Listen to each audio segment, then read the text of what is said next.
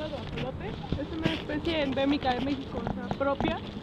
Este animalito está en peligro de extinción ya que son nativos de Xochimilco, pero ya que las personas decidieron hacer Xochimilco un lugar turístico, empezaron a meter especies que no eran de ahí, como la carpa y la tilapia. Estos dos animalitos comen al ajolote y de igual manera nosotros hemos fomentado la desaparición de este animalito ya que lo contaminamos así. Este animal toda su vida vive en una vida larvaria, así tal cual como lo vemos.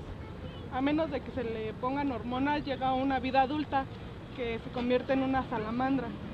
Este animal llega a medir de 16 a 20 centímetros y se están haciendo investigaciones para saber un poco más de sus propiedades regenerativas, ya que si se le cae una patita, le vuelve a salir. Se le cae la cola, le vuelve a salir. Ya nuestros abuelos mandaban a hacer caldos de ajolote para sus pulmones, ya que tienen muchas propiedades en el sistema respiratorio.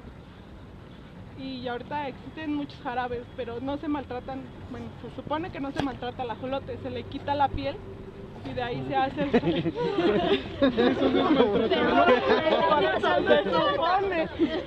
Se le quita la piel. Así como me duele. Se le quita la piel y de ahí se toma para hacer el jarabe, y esa piel se regenera en 20 días. Bueno, pues todos los animalitos que han nombrado todos los animales son un amor. Los xoloscuincles aún existen, perritos, no, existen de veras. Y de hecho sí, vienen, todavía hay, yo cuidaba a una, en paz descanse. Esa era la que quedaba, ya marchó, no, pero acabarla era infértil, ¿no? O sea, que queda uno, pero de ahí hay diferentes, sí, hay diferentes, es el mini, el mediano y el gigante. Entonces yo cuidaba a la mediana, mi jefe tiene al gigante y otra persona tiene al mini. Entonces todavía existe. El quetzal en las partes bajas de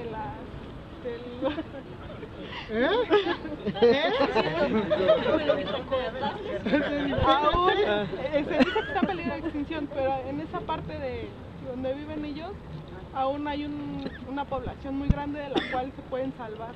Sí, sí son 3 todavía. Ajá. Bueno, y eso sería todo. Las Camatio Meteo.